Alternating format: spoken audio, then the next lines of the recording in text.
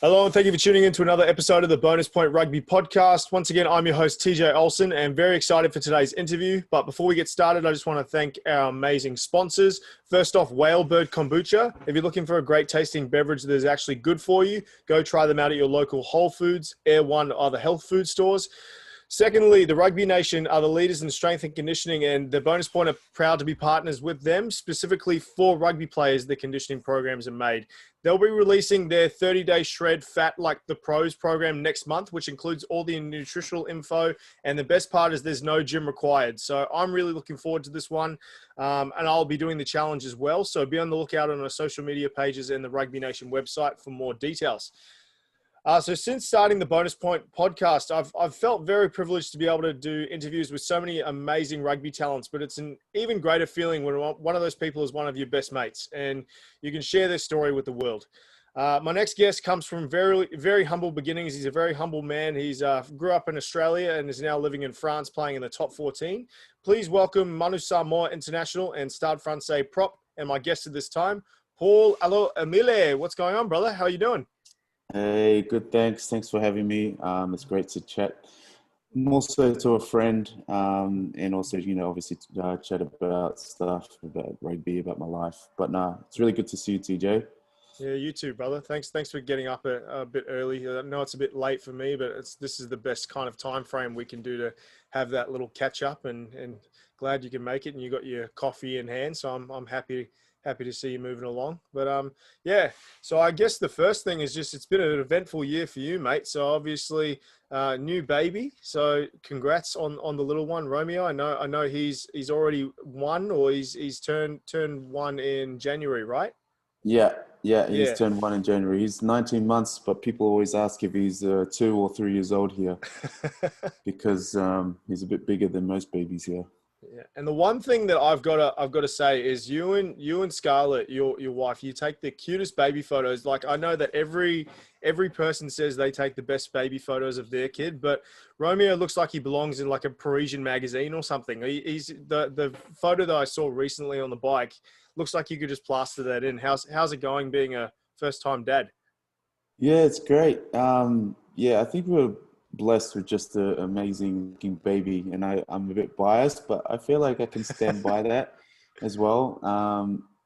It's good. He looks more like mum, so luckily, he's got the good looks, he's got good features, and he's a chunky baby too, which always helps.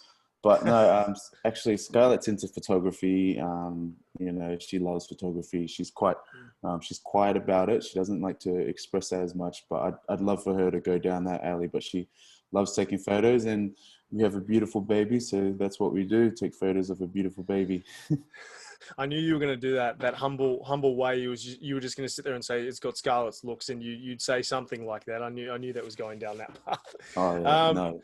But you also went to a World Cup, and we'll talk to more about that in regards to your Manu Samoa career. But how was that experience going to that World Cup? What did you think of that? Oh, it was unreal. People people dream about going to a World Cup since they're little, and it is a bit more than what you could imagine, especially being part of it. I think Japan, the country itself was amazing. The food was amazing. The people were amazing as well. Just they're really hospitable and very welcoming and just warm and friendly, and just the whole experience, just being at the stadiums, full stadiums every game, and there's always people taking photos, like the media there. It was crazy. It was a really cool experience. At the end of it, you're just tired, just because it was such a full-on experience. Yeah, obviously, with the Samoan team, we didn't do as well as we wanted to do, but it was unreal. It's crazy. We'll get into more specifics when we get to talking about your career. But I first off want to apologise for all Paul's fans in France that obviously this won't be a French dub version of this podcast, unfortunately. But the video I'll post up, I'll try and make sure that there's some French subtitles or something so they can check it out. But let's get stuck into the interview, and we're going to start off where I first met you and where kind of it all began. And that's Brisbane State High School. So we had your former teammate of yours in the first episode of the Bonus Point by the name of Matthew Garland, aka Matty G. And as our first guest on the pod, we got to talking about the infamous 2009 first 15 season at State High. What were your favourite memories about that season? Because it was a pretty loaded season, a lot of accolades. What did you like about it? I loved the Monday afternoon fitness. That was amazing. I loved doing 300 meters, all that. No, I don't know. There's a lot of moments in that year. I think it's really helped prepare me as a professional athlete now. And for me, still, that 2009 season, the training that we went through is still the hardest training that I've ever done. Even really? now. Yeah, for sure. Because I remember a lot of the boys, I think even after I left school, they were always talking about how they had to run Sankey Street or do like all these like different types of fitness. And even boys that I knew that were fit as hell, they would be sitting there, they were going, yeah, I just puked after that session, and definitely sounded like a lot of rigorous training. So that's pretty good to hear. Yeah, man. I think it really prepared me which, to what boundaries I can push my body, push my mind. Because, from that age, you're 16, 17, to learn that at such an early age was great. I mean, it was good for our season that year. We were, outrunning all the teams. We were fitter than all the teams. So I think it just gave me a really good base just for my professional career. So, but also there were just so many good memories that year. And for me, it's still my favorite rugby moments was that 2009 year. I've had a lot of, good memories since then, being in Australia, being in France, playing Super Rugby, playing over here. But for me, those will still be the memories that I cherish the most. And that year you won the Australian Schools Cup. So obviously a lot of that hard training came in. So you won that for Queensland, and then you were selected in the Australian schoolboys. And along with a great squad of players from all over Australia, the side was quite Queensland heavy. You had guys like Liam Gill, obviously Jordan Toops, who was the captain for your State High 2009 team, Matt Lucas, Kamami Sitalti. What did that mean to be selected in that team for Australia? I dreamt about that, since I first entered high school. I heard about the tour. I knew about the tour. We toured to the UK and to Ireland that year in 2009. So for me, it was always a goal to make the Aussie schoolboys team. It was good because we had a lot of Queenslanders, a lot of friends, a lot of people, that I'm used to playing with and against. We also had a lot of guys from Brisbane State High. So that was also great to be able to go on tour, to play with them, at an international level. It was really special. And if I remember correctly, you guys had a test match against New Zealand schoolboys. I think it was at Ballymore, and then you shot off for the tour for the UK. Do you have like a favourite moment as an Aussie schoolboy, or a favourite game, favourite match? As an Aussie schoolboy, it'd probably have to be that New Zealand game. I think you're looking back to that the New Zealand schools team.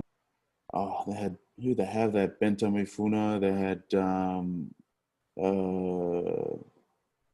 who was it? It was Burton Barrett. They had some crazy good players. I'm trying to, right now my memory's just.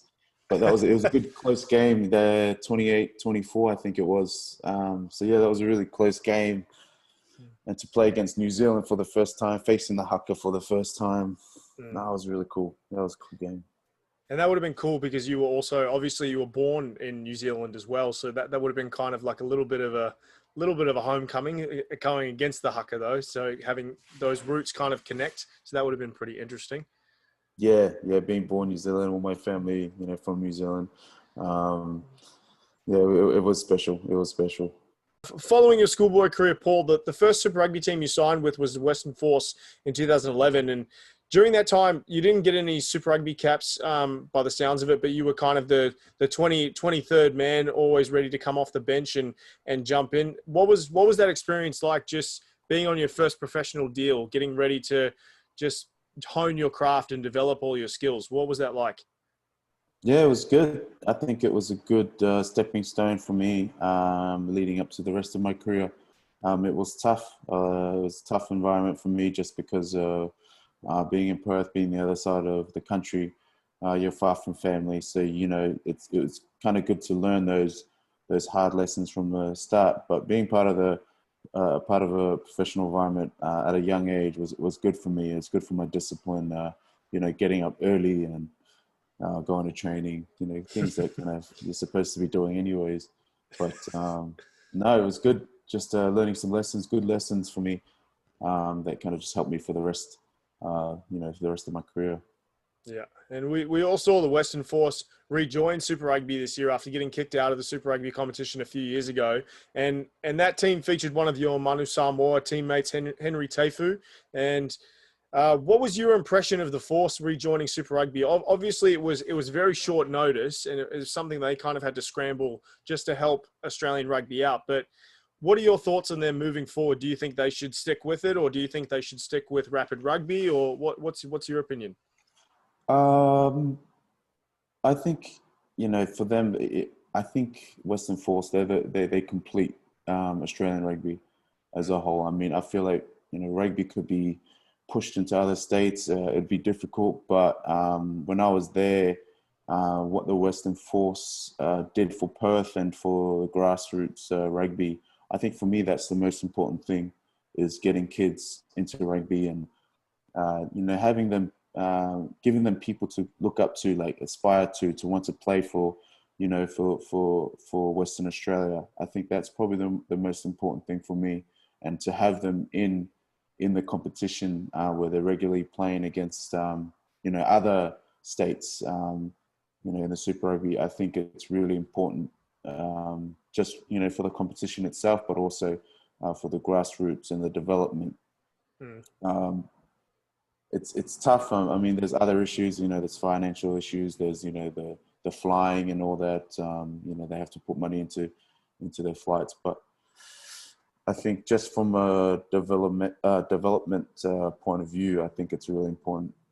Yeah, I think everyone we've spoken to, and we had Faleti Kaitu, who's obviously a hooker for their team now, on, and he agreed with that. And I think everyone that I've spoken to, they've all said that the Western Australia has probably one of the best grassroots developmental programs in all of Australia. So I agree with that. I think it's definitely great for Australian rugby, and it's great for just the grassroots in general in Australia. So hopefully they can get that going.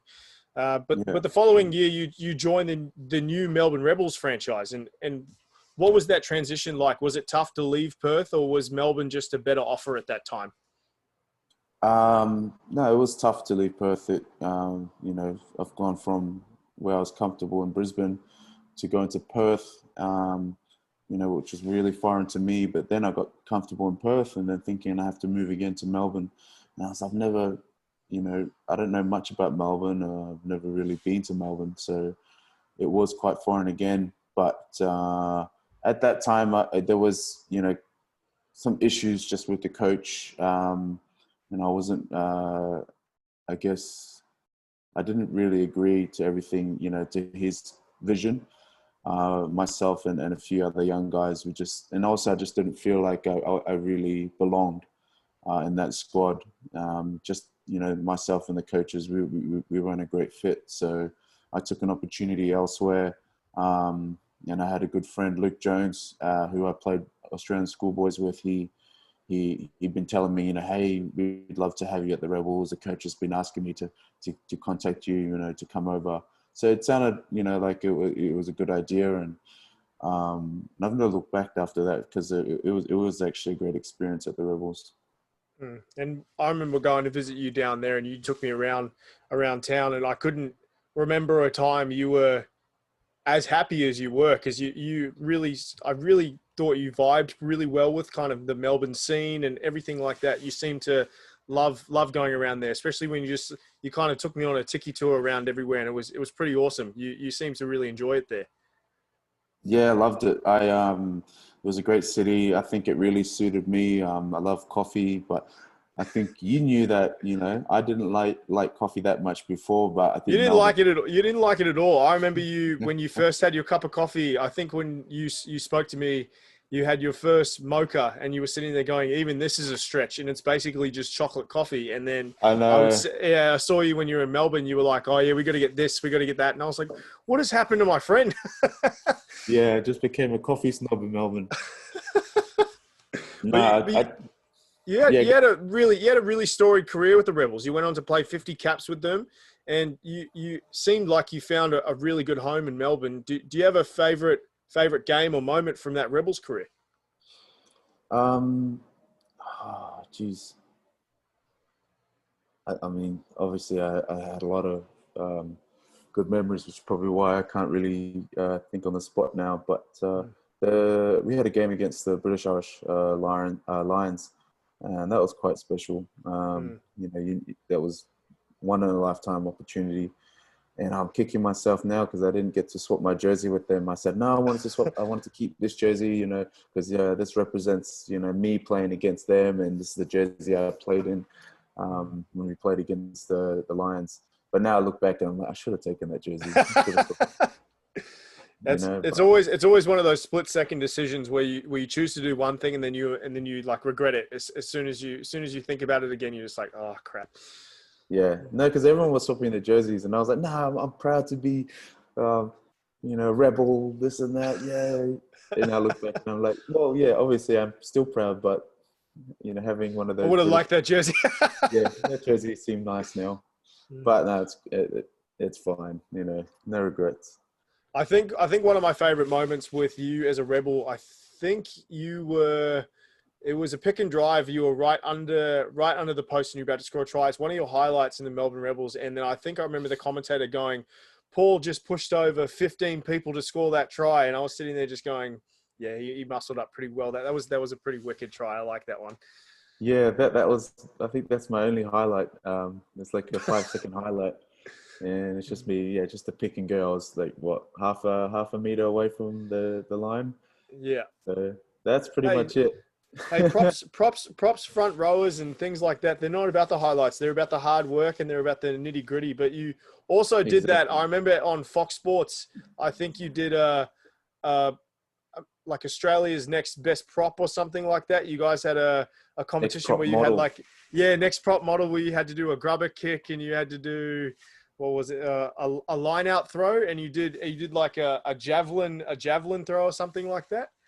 Yeah, they told me you're supposed to do a line-out throw, but the thing was, then I was actually training as a hooker, so they didn't want me to, show my skills. So they're like, oh, there was this hooker that used to throw like this. We'd like you to do it. It was pretty much staged. It was for, it was for the viewers and that. So I was like, but yeah, it was a bit of a G up, that thing. And they put on a cap with you where you were wearing a set of binoculars, and then all they had to do was pass the ball into your hands. And I can't remember who it was passing it to you, but it was probably one of the worst passes I've ever seen in my life. And you tried to catch it, and it was nowhere near your hands. Yeah, I know. That was also staged as well. So I could see underneath the binoculars because, I've got such a big head. So I could see, on the ground, so I could see him giving me a pass, and they were like, "Oh, just drop it or something." So I was like, me being really competitive, I was like, "No, I just want to win everything." I want to do. Well, during your stint with the Rebels, you also got to play for 2 provincial teams. So in the Super Rugby off season, the first one was my mighty Waikato Mulu. So I was very happy when you said you were going to that team. I was stoked about that one. And shout out to my mum, because she still talks about that to this day. She's still proud of you. She always mentions it all the time. She'll ask me, be like, "How's Paul?" And be like, "Oh, I just texted him the other day," or something like that. And she'd always go, "Oh, love that he played for Waikato." And I was like, that's the biggest mum thing you could say 7 years later. that he played one season, but you also played for the Melbourne Rising in the Australia's NRC competition. So Yeah. let's talk about the Rising first. So what was the experience like to play in a brand new provincial competition like the NRC for the Melbourne Rising? Yeah, it was great fun. It was good just to have that mix of professional and also club players. We did well that year, except for the finals. We kind of just choked, but no, it was good fun. I think it was good to have a bit more rugby than just have Super Rugby, because it felt like you went from Super Rugby then going straight to club.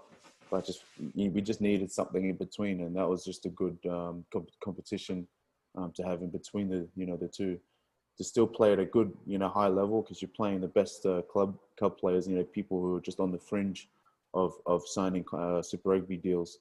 So it was good. I think we didn't get anything out of it, like financially, but no, it was good. It was a good experience. And like I said, I was jumping for joy when you signed for Waikato. I still remember the day. It was when I think you posted something on Facebook, or you messaged me, and I couldn't take a smile off my face for probably the whole week. It was awesome, because you know how diehard of a Waikato fan I am. But Yeah. what was it like playing for a province like the Waikato? That was something else.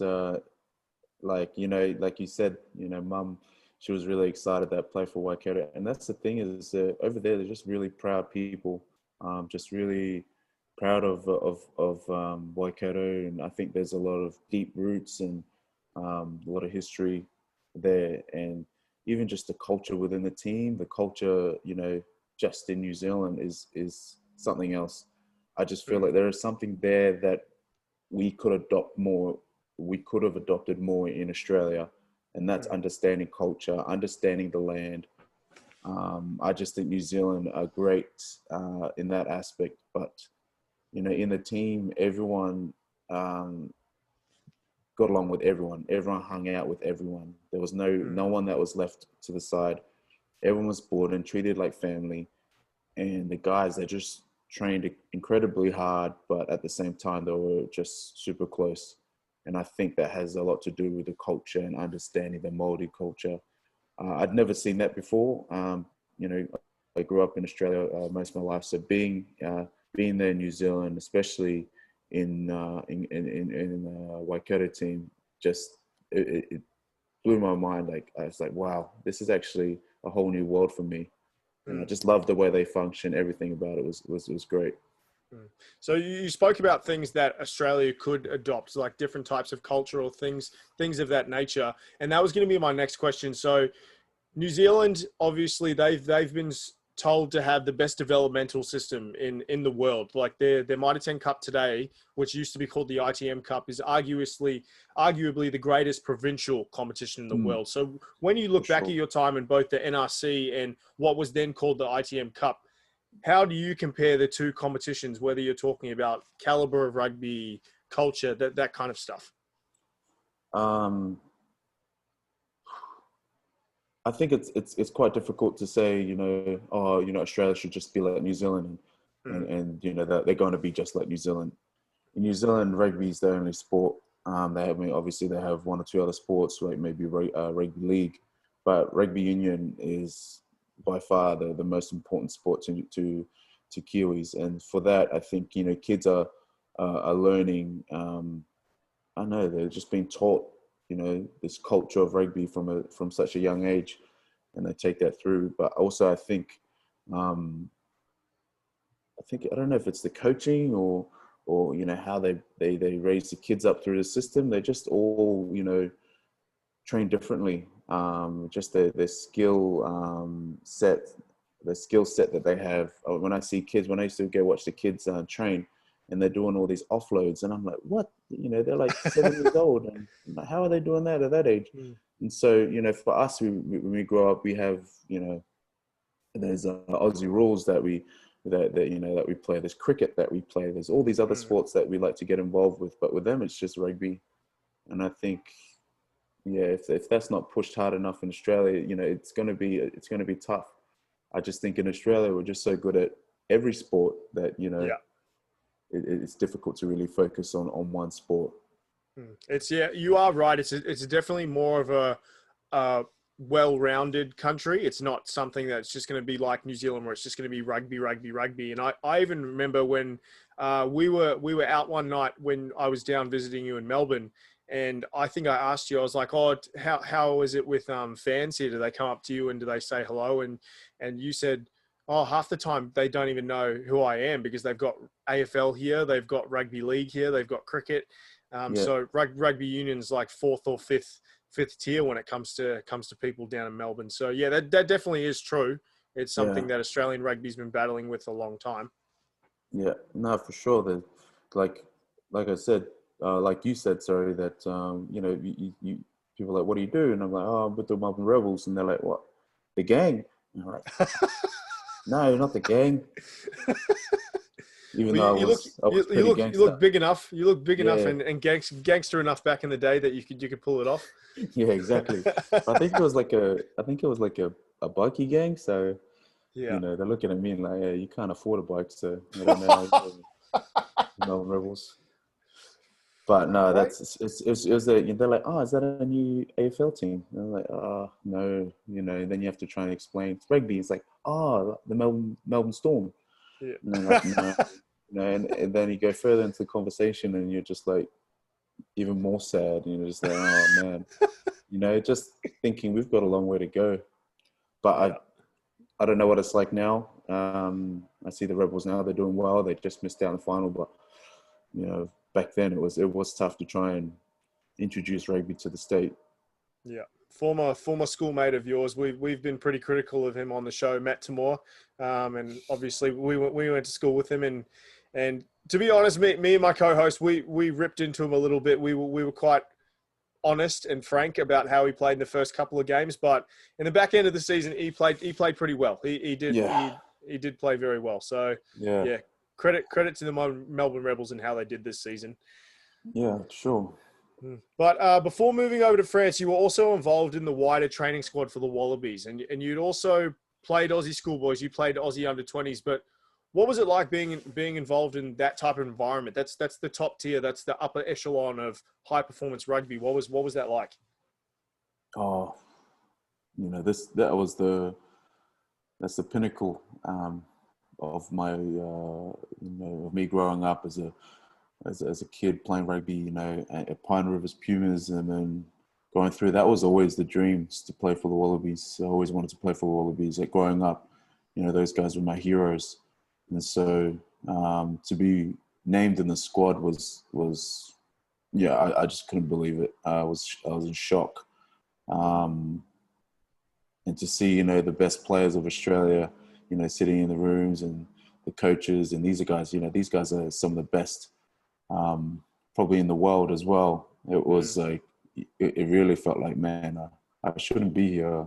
But, you know, that's why it was really special, because when you feel like, man, this is such an honor, I feel really humbled. That's when you start to really understand, you know, how special it is to be recognized in that group. That was good. And what was that making the Wallabies team? Was that your deciding factor on whether you were going to make the jump to France, or had you already basically decided? So I decided, so before the season even started, my last season, 2015, I signed the contract in the 2014 December. So I signed to go to come here in France before the season even started. And then I had a great season. And then as I was having a great season, you know, the coach, the Wallabies coach, then Michael Checker was calling me. And as the season was going, I was like, oh man, this is tough, you know. But he was like, you know, I know you're leaving, but you know, I still want to get you involved, and I still, you know, want you to be part of the squad. So it was good to see that wasn't, you know, that wasn't for them like an excuse to not pick me, but they still, you know, they had that faith in me that they would still get a good year out of you. Yeah, so I'd already committed to come to Stade Francais before that season. And obviously that kind of didn't really pan out. But after the Wallabies camp, you packed up and you moved to Paris. Yeah. And it was a brand new country, brand new continent, brand new Mm-hmm. language. Well, how daunting was that transition? Yeah, I mean, everything about this country. It's like the opposite of Australia. You know, very unorganized, very chaotic. People here are very different as well. Well, when you say chaotic, I didn't really understand until you took me in your car and you drove us to Disneyland, Yeah, and I didn't understand about literally forcing yourself into a roundabout because people wouldn't let you in. yeah. So the rules here are opposite. You give way to the people coming onto the roundabout. So you'll be on the roundabout, you know, going around thinking, yes, everything's fine, but then a car will just drive straight onto the roundabout, and you've got to stop and give way to them. Oh man, Yeah, and so that's it's crazy. The traffic is crazy, but I actually enjoy it. I like, you know, having like there's no lines, and that's all right. Just fit here. yeah. Let's bump into this car to fit into this park. I don't mind that. Real rigid in Oh, that's brilliant. Australia, very follow the Oh rules, yeah, which is yeah, which is definitely. good. But yeah, It's pretty awesome. I did enjoy my time even when I think I would say chaotic would summarize the weather as well, because I remember walking from your apartment or your house, and I was pretty determined to walk all the way to the Eiffel Tower because I could see it from your place. And I think in a span of 2 hours, it rained and it stopped raining about 6 or 7 times. So I had to hide under so many sets of train tracks and everything like that. It's very hormonal weather. It was very interesting. yeah, it gets like that. But it's a beautiful city, so you don't think too much about the weather sometimes. But I was also lucky enough to experience what the top 14 atmosphere was like when I visited you, and I don't think I can describe how amazing it was. So me and Scarlett, we took the train down to Toulouse. You'd already flown down, and you have fans painted from head to toe in team colors. They're bringing massive drums and they're screaming at the top of Mm, their lungs for their teams.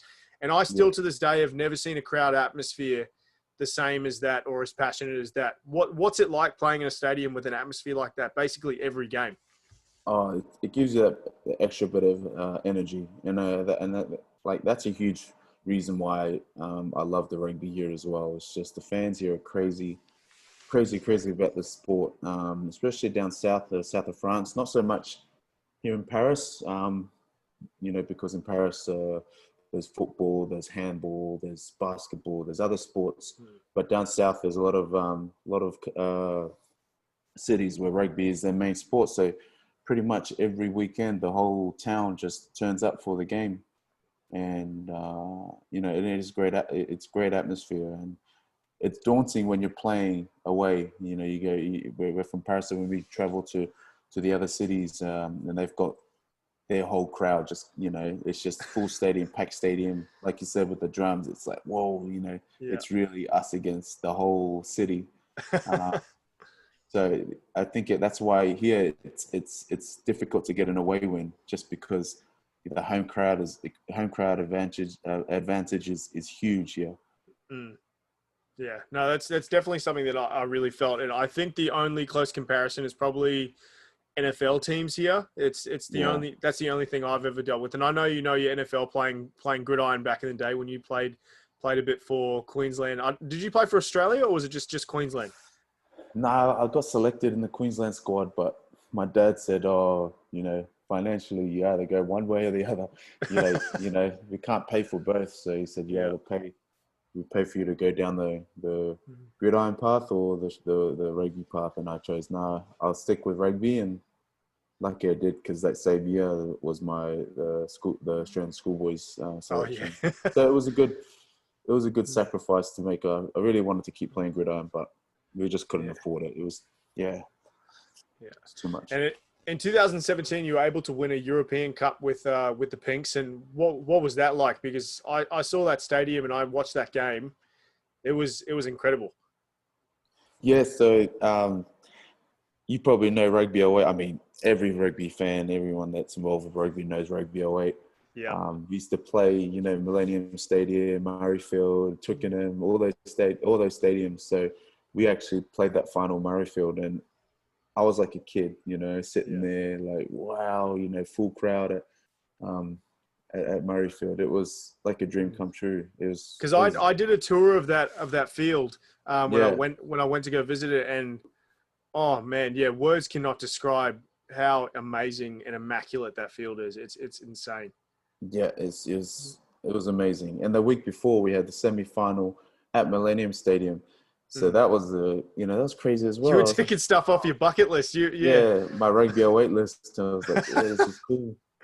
So yeah, man, that was awesome. And to win it as well was really special. We had a good group of guys there. We had Sergio Parisse as captain, and he was a great leader for me, and I look up to him, and he's also a really good friend. So having him there and just a really good group of guys, that chemistry, you always do well just with a good chemistry. Yeah. And so just like a lot of teams, you had to adjust to the COVID pandemic situation, but your team was still able to get the season underway. And although, unfortunately ended up getting a controversial card over the weekend, you started off the season with a W. But we spoke about it prior to this interview. As another great milestone in this game for you was you being in charge of the mantle as captain. So how does it feel to have the organization trust in you and the coaching staff to lead this team? Yeah, I don't know. I don't know why they did that. They already made their first big mistake in the season. Hasn't even started yet. It does. I don't feel a whole lot of pressure. I mean, there's just a new responsibility. But I didn't really want this role in the first place. But our coach Gonzalo, he trusted me with it, and I think I said to you before we had a meeting, and he surprised me in front of everyone by announcing me as captain. And I sat there and I was like, because he said, he announced 4 captains and I was one of them. And then he's like, and for this week, we're going to, and I started trying to hide behind the person in front of me in the meeting. I was like, please don't. And he's like, we're going to give that role to Paul. And I was like, oh, but I was like, and everyone's looking at me. The guys were happy for me, but I was like, oh. And then he came up to me afterwards. He was like, yeah, I didn't want to tell you beforehand because I didn't want you to say no, And I was like, yeah, I would have said no. I would have told you, pick someone else. But there's obviously a reason they put me in this position. And we've got a mature playing group. So there's people I can depend on, people I can talk to for advice. And for me, I'll just keep doing my job. I don't need to, be the guy out there talking. I think guys like, Geordie Tupou was a great example of that. At school, he was just a great leader, but through his actions, and you didn't need to do a whole lot of talking. Yeah, and it looks like you guys have got a really good squad of players, like you said. Like you've got Latu in your team now, who's obviously a really great sign, and he seemed to have pretty good chemistry with him, and a few other new boys. How's that whole team chemistry going? Yeah, it's good. Having there's like it's Australian.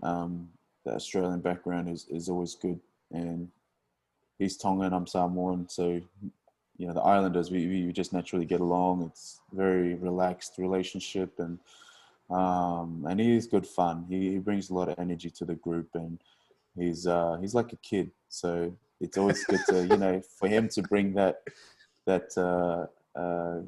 kid-like attitude out of myself as well, so we could. It's good. He's been really good for the group, and like you said, we have a lot of actually a lot of Aussies in our group. They've got my Taylor my little brother Moses, Sione Tui, Charlie Walk. He played at the Canberra Raiders, so having those guys here has been great. So that's going to be my last question. Obviously, it's quite rare, I guess, outside of New Zealand rugby, where you've got a lot of brothers playing on teams or Super Rugby teams. What's it like having your little brother playing on the same side or a part of the same organization? Yeah, it's good. He's I mean, being on the other side of the world is always difficult, but having a brother there, makes it easier. We play the same position, and it's been good. He just needs to not play, and so I can keep playing. He can stay somewhere else now. But it's been good. We do push each other. He brings that youth, that energy, and I like to also help him with, with my experience, especially in the scrum, just help him out with that. And he has improved immensely since being here. I just hope, like I said, he doesn't improve too much. Shout out Moses for Paul trying to chop down your career so he can stay in there. So, yeah. So I can stay here. Well, yeah, best of luck to both of you guys in this season. But let's talk about your international career last. So obviously the Wallabies stuff didn't really come into fruition, and you ended up getting a few caps with Samoa, and I can still picture your mum and dad's face. Very, very happy you can be donning the blue jersey for the Manu Samoa, and you've been with them since 2017. Yeah. What was it like to sing the national anthem and do the Siva Tau for the first time in a Samoan jersey? It was just a matter of pride. I was so proud to be representing a country where my parents are from, and trying to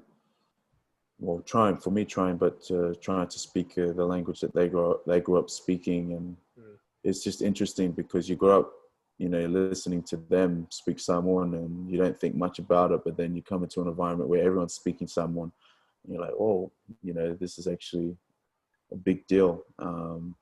When you play for the countries like Samoa, Fiji, and Tonga, it's never about the money. It's never about financial gain. It's just about playing for the jersey, playing for pride, playing for your family. And that, I think it really helps me to distance myself from, being here for, getting paid to play rugby, but really just, I guess, finding or refinding that passion of playing rugby, just, for the love of the game, the love of, of your family, for your culture and all that. So that was a special experience in that way, that just helped me, regain that love for just playing rugby, and playing with the boys, just going out there having fun. So I think that's a good lead into my next question. I've asked this question to a few people, and we've had some interesting responses. Is obviously there's been a lot of talk over the years about a Pacific Islands team joining Super Rugby, just either based in Tonga, Samoa, Fiji. What are your thoughts on a Pacific Island team joining that competition, or that caliber of competition? Well, I think, it's great because the Wallabies and All Blacks are willing to take those players and use them for the international team. So may as well, bring them into the national teams, into the state teams. But I think for me, a huge thing has always been about development and how they can bring players through. And I think that would really help the islands.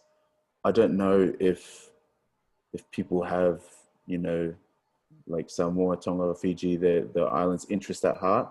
But for me, if they were to bring a Pacific Island team into the competition, I think it'd be great just for the islands itself, and just bringing, recognizing talent. It's just another way of bringing guys into a professional environment, giving guys chances, because in the islands, it's very tough to have a chance to play professional rugby. So I just think it'd be good just for the development side of things. And for me, that's important.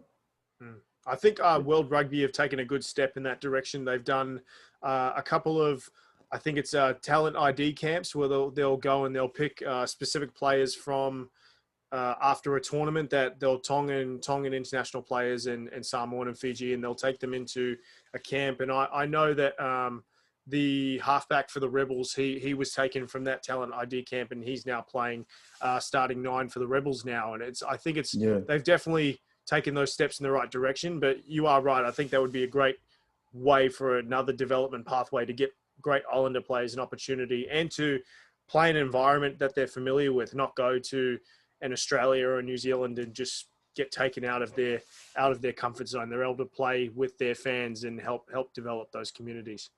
Yeah, exactly. And there is a lot of talent in the islands. It's just obviously they don't have the finances, to have, high level coaches, high level training constantly through the year. that we've been, in Australia and New Zealand, we've been really blessed to have. But I just think if they had that, constantly in the islands, I think there's a lot of really talented kids there. It's just being able to hone that talent and, teaching them the right things and putting them down the right path. Yeah, definitely. So we spoke about it before. You had, I think, about 13 caps with Samoa. Is that correct? Probably. Something like that. Yeah. And some of those, well, we spoke about it before. You were at the World Cup in Japan, and I wasn't lucky enough to score tickets for your games over there. I was only able to see a couple of games, and I think every time I was in one city with my tour group, I think you were on the complete opposite side of the country. But do you have? You said food, you said culture, you said even the media was great. Is there one experience that you really enjoyed at the World Cup the most? One experience is probably the games. Yeah, just playing the games, playing in front of the crowd. And I was lucky enough to have Scarlett and my son Romeo there to support me. It was tough for them, but I think that was just probably the highlight, just playing, doing the Siva Tau in front of, Japanese people and having them like, whoa, being really interested and, being, they love the cultural aspect of it, what we brought. So that was cool. That's probably it, the games. I think one of my favorite moments of not only your Manu career during the World Cup, but during your whole career in general was when you played Australia and you came off the bench, and in those first two scrums, you absolutely obliterated those scrums both times. And I think one of them even resulted in a try afterwards. Was there some extra motivation in those moments, considering you were in the squad a few years prior, or were you just gung ho about just coming off the bench and just doing your job? Yeah, well, for me, I'm pretty much scrummager first, everything else, second. So it was an important thing for me to come off the bench and have that impact, especially in the scrum, because after those two scrums, I was stuffed for the rest of the game. So no, just and also I was there, and my whole family came down Sydney to watch that game, and against a lot of guys that I grew up playing with, childhood friends, and it was special to play against the Wallabies there, but at the same time, I don't think I really had that mindset going into the game. It was more, I'm here to do my job.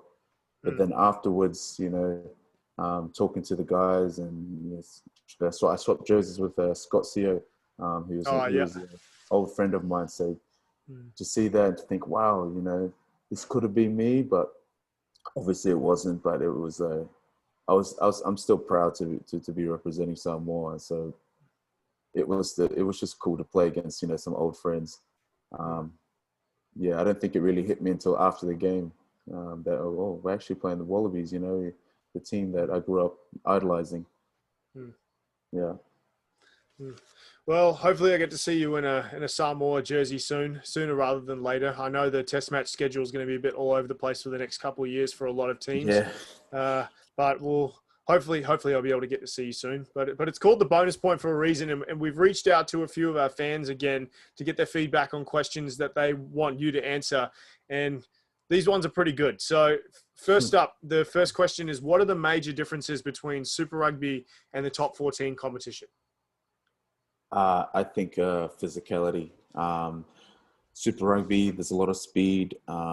It's really exciting to watch. But in top 14, there's a lot more physical. A lot of there's bigger guys. It's obviously a bit slower playing when you have bigger guys. And I think for me as a prop, it's the scrums. Big difference. Probably the biggest difference for me. That's good. Yeah. You'd definitely be thriving in that dynamic with the physicality being a prop. So that's a good one. Yeah, well, it's here there's a whole you get there's a lot of good props here, so it's a lot more difficult to to shine as a prop, but it's still really tough over here. Yeah, it's tough. Yeah. Okay, so next question. Who was your toughest national team that you played against while playing in the Manu jersey? The All Blacks. That was my first game. We got smoked like by 80 points or something. It was my.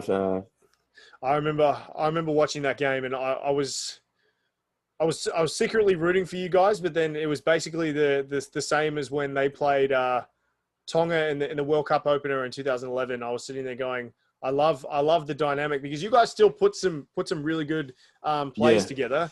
But yeah, it's the All Blacks. We played well incredible. for like the first 20 minutes, and then after that, the floodgates just opened up, and it was tough. You go down for a scrum, you pop up for the scrum, you're ready to play. You look side, you look one side, the other side, and you're like, "Where's the play?" And they're already 50 meters behind us. They just scored a try, and we're like, "Man!" So then we have to run back behind the goalpost and just watch them kick the conversion. We go back, same thing happened. And I was like, man, these guys are just running rings around us. But we did give them a good fight at the first 20 minutes, but after that, it was impossible. Yeah, don't worry. You're not the first team to come up against the All Blacks and have a tough day at the office, and you won't be the last. So yeah, for sure. Yeah. So speaking about scrummaging, this comes into our next question: is who has been your toughest competitor in a scrum? Jeez. You can name a few if you've got some good ones. The thing is, like when I was young, when I first came into the Rebels, I was scrummaging against some world-class props like Wyatt Crockett, and he smoked me. It was my first season at the Rebels. I was young, and he gave it to me. Like, I was like, wow, he's just welcoming me into Super Rugby. That was tough. I remember that specifically. But I then played against Wyatt Crockett, that All Black Samoa team game, sorry, and I felt like I gave him a good crack that game, But I was, because at the back of my mind it was, Wyatt Crockett, he smoked me. When I was young, and I just had to get. You had to get him back. Yeah, he probably doesn't remember me. It's just like, it's just this, fat Samoan kid, like, nothing to him.